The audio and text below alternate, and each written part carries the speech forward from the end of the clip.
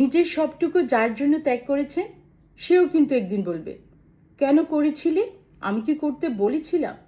সমস্ত সমস্যা তার পাশে থাকার পরেও একদিন শুনতে হবে, আমার সমস্যা আমি মিটিয়ে নিতে পারতাম, তুমি না থাকলেও চলতো। তার সমস্ত হারিয়ে যাওয়ার সম্পর্ককে চেষ্টা করে তার কাছে ফিরিয়ে দেওয়ার পরেও আচমকা সে বলবে আপনিই নাকি তাকে একা করে দিতে চান। একটা দিন নিজের মতো চাইলেও ব্যস্ততার অজুহাত এসে দাঁড়াবে প্রাচীরের মতো।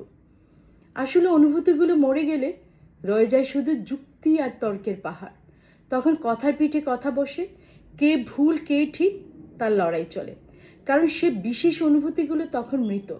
তাই যার জন্য সব ছাড়ছেন সেও একদিন বলবে স্বার্থপর। সেটা বুঝে নিয়ে ত্যাগ করুন, কষ্ট কম পাবেন। কারণ আমরা মুখে যতই বলি এক্সপেকটেশন রাখি না, আসলে ভিতরে ভিতরে কিছু চাওয়া তো রয়ে যায়। একটা একলা সন্ধে, একলা নিশ্চিন্ত বিকেল, হয়তো তখন চেয়ে যায় মনে মনে। তাই তো আঘাতগুলো আঘাত হয়ে আসে, আমরা আবার নতুন করে ভেঙে পড়ি। তাই তো মনকে বারংবার বলি চল, জটিল হয়ে যায়। কিন্তু অবাধ্য মন তবু আশা করতে ছাড়ে না। আশা থাকলে আশা ভঙ্গও থাকবে নিশ্চিত। জীবনটা ঠিক পাহাড়ের বাঁকের মতো, অদ্ভুত রহস্যময়। আজ যেটাকে নির্ভেজাল ভালোবাসা বলে মনে হচ্ছে, কাল সেটাকে মনে হয় শুধুই বোঝাপড়া।